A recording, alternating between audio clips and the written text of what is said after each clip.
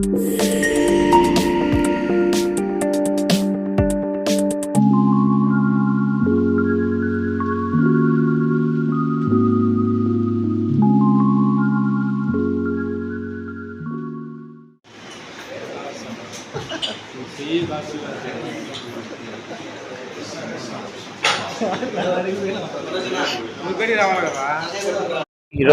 Electronic media and print media వారికి తెలియజేయమనగా press meet ముఖ్య ఉద్దేశం ఏమనగా గత వారం నుండి అధికార పార్టీ మరియు ప్రతిపక్ష పార్టీలు టౌన్ బ్యాంకు గురించి వివిధ రకాల ఆరోపణలు చేస్తున్నారు.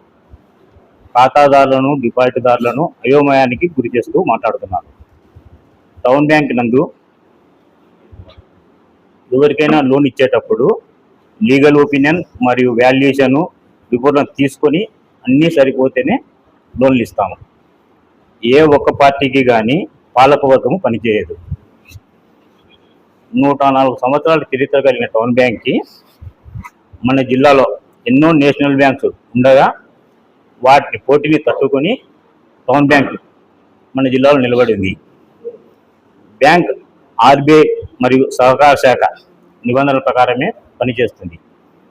బ్యాంకులకు సంబంధించిన అన్ని లావాదేవీలు మరియు ఎన్పిఏ శాతము ఆర్బీఐ మరియు సహకార శాఖ ప్రతి 3 నెలలకు ఒకసారి ఆడిటర్ రిపోర్ట్ చేస్తుంది.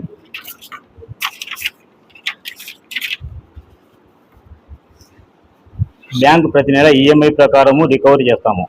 ఈఎంఐ రాని లోన్ అకౌంట్ అదనపు వడ్డీ కూడా బ్యాంకు వసూలు చేస్తుంది. ఎస్ఎస్మాల్లో జాతీయ బ్యాంకులు మరియు ఇతర బ్యాంకులు కూడా లోన్లు ఇచ్చారు. వాళ్ళతో పాటే మేము కూడా లోన్లు ఇచ్చాము నిబంధనల ప్రకారమే. 2026 మార్చి 31వ తేదీ నాటికి మన బ్యాంకు లోన్స్ మొత్తం 58 కోట్లు. వాటిలో రాని బాకీలు అంటే ముందు బాకీ 0.03% మాత్రమే ఎన్పిఏ ఉంది. ఈ బ్యాంకు అభివృద్ధికి గతం నుండి అన్ని రాజకీయ పార్టీల నాయకులు, గత పాలకవర్గ సభ్యులు, అలాగే పట్టణ అన్ని రకాల వర్గ ప్రజలు కూడా మన టౌన్ బ్యాంకును ఆదరిస్తూ ఉన్నారు.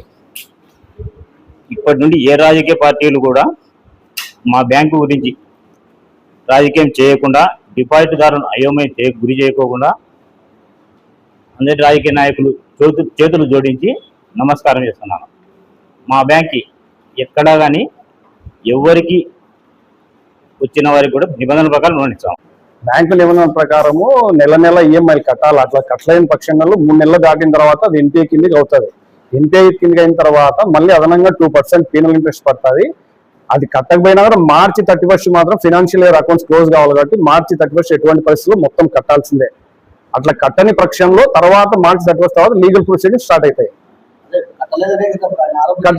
కట్టినారు కాబట్టి ఈ సంవత్సరం అయితే 0.03% అప్ టు డేట్ ఉన్నాయి అకౌంట్లో. అవే మొత్తం అప్ టు డేట్ ఉన్నాయి. ఏవైతే ఆరోపణలు చేస్తున్నారో అకౌంట్ అన్ని అప్ టు డేట్. ఎన్పిఏ కట్టేసినారు. ఎన్పిఏలో అకౌంట్లు లేవు. మార్చి 31 విత్ పెనాల్టీతో క్లియర్ చేసినారు.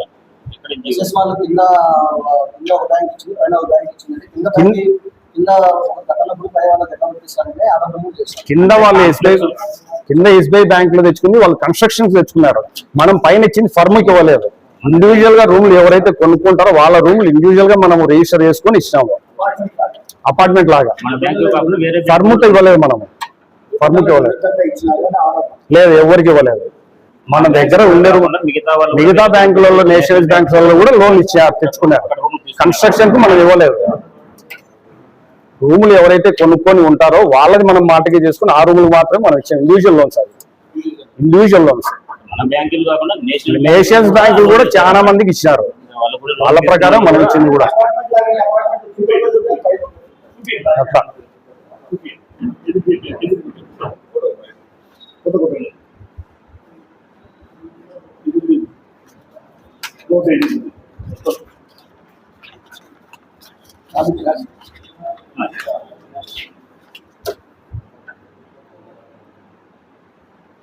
ఆ బ్యాంకులు కూడా కాకుండా నేషనల్ బ్యాంకులు కూడా లోన్ ఇచ్చారు. వాళ్ళు కన్స్ట్రక్షన్ ఇచ్చారు ఎస్బీఐ వాళ్ళు. మేము వచ్చేసి రూములు తీసుకున్న వాళ్ళకు రూములకి ఇచ్చాము. మేము పరానికి కాదు. కానీ పెద్ద పెద్ద వ్యాపారస్తులు కానీ నిబంధనల ప్రకారమే ఉంటాయి. ఆ నిబంధనల గైడ్లైన్స్ ప్రకారమే మేము లోన్లు ఇస్తాము. అది కూడా లీగల్ ఒపీనియన్, వాల్యుయేషన్ వాళ్ళు ఇచ్చిన తర్వాత వాళ్ళన్ని ఓకే అంటేనే ఎంప్లాయీస్ చేస్తారు. అంతేగాని ఉద్యోగస్తులు కానీ పాలకవర్గం కానీ వాళ్ళ ఇష్ట ప్రకారము నిర్ణయం తీసుకునేదానికి బ్యాంక్ రూల్స్ లేవు. మీ నిబంధనలు ఏమున్నాయి? బ్యాంక్ నిబంధనలు ఏమున్నాయి? లోన్ ఇచ్చినప్పుడు నిబంధనలు ఉంటాయి. ఆక్యుపెంట్ సర్టిఫికేట్ మాకేం పన్ను document, EC, valuation, legal opinion, legal valuation.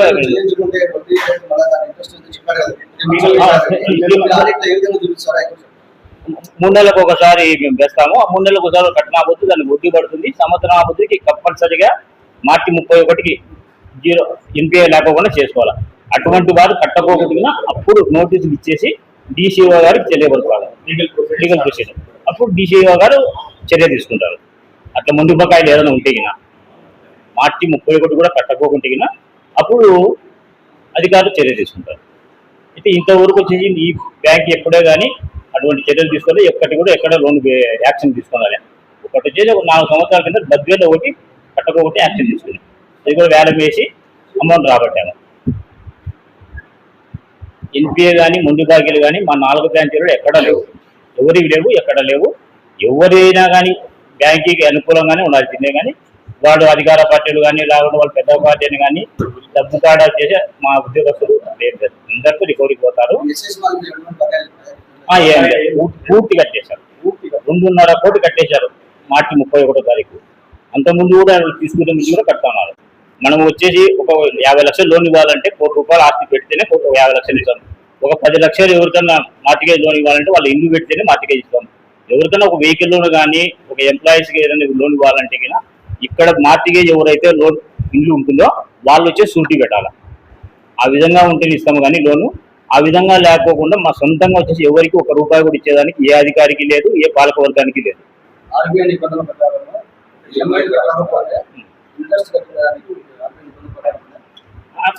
3 నెలలకు ఒకసారి పెనాల్టీ రాబట్టాము. అది కూడా మార్చి 31 ఖచ్చితంగా రాబట్టాల్సిందే. మార్చి 31 కట్టపోకుంటే అప్పుడు ఇల్లీగల్ పొజిషన్ డిసిఓ గారికి అప్పచెప్తాము. డిసిఓ గారు వచ్చి దాని మీద చర్యలు తీసుకుంటారు.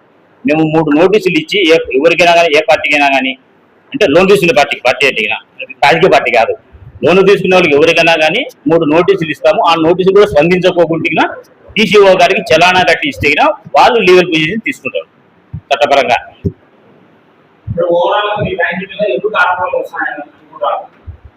ఆరోపణలు వస్తాయని వాళ్ళ రాజకీయంలో వాళ్ళ ఏదో ఆధిపత్య కోరుకో ఇంకోటి చేసుకుంటే వాళ్ళు అదేద్దాం. కానీ అయితే ఈ సమస్య ఇన్ని సంవత్సరాల నుంచి ఉంది.